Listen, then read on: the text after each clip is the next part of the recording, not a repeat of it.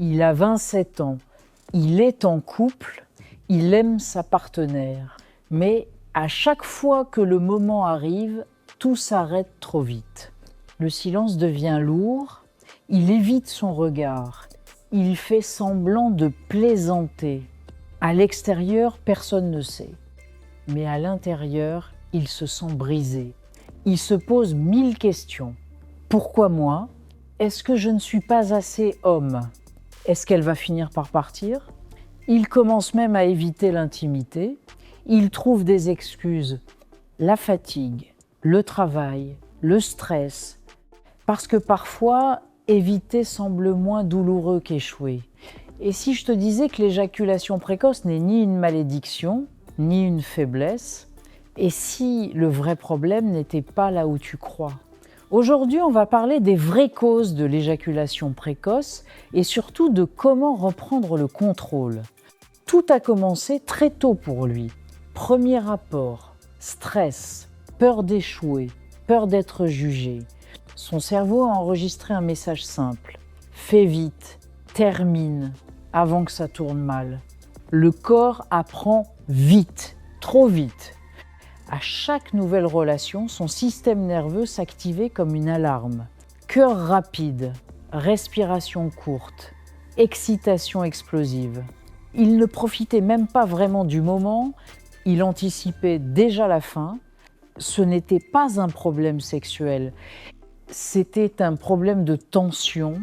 Quand le corps est en mode survie, il ne sait pas ralentir.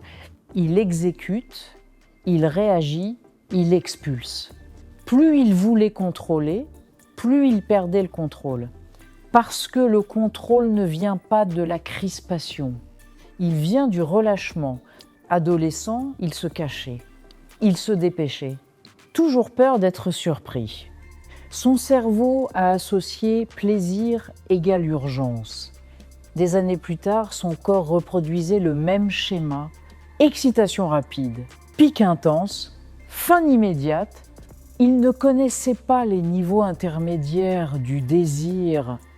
Entre 0 et 10, il passait directement à 9. Il n'avait jamais appris à rester à 4, à 5, à respirer à 6. Son corps n'était pas défectueux. Il était entraîné à aller vite. Puis il y avait la pression. Un homme doit tenir longtemps. Un vrai homme contrôle. Si tu finis vite, tu es nul.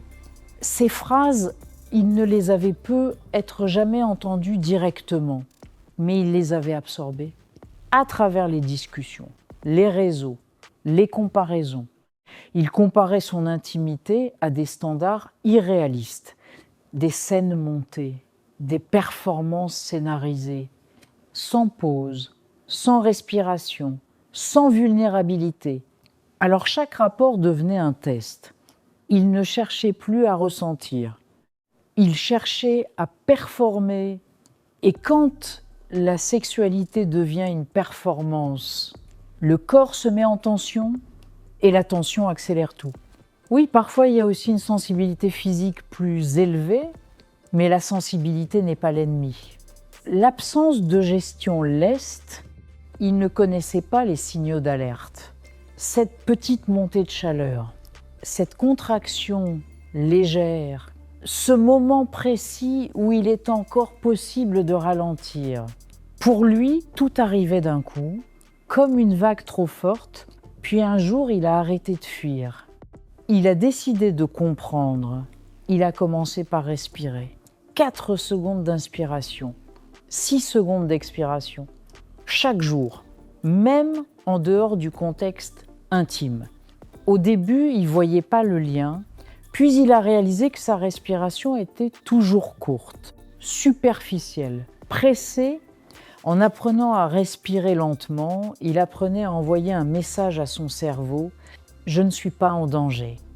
Et quand le cerveau n'est plus en danger, il n'a plus besoin d'aller vite.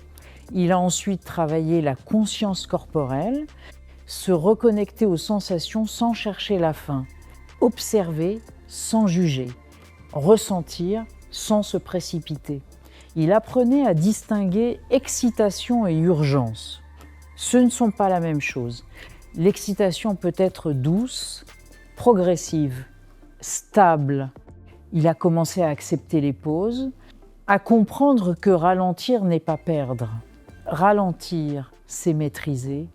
Il a aussi changé sa vision de la sexualité. Ce n'était plus une course vers un résultat. C'était une expérience à vivre. Plus de regards, plus de connexion, plus de présence.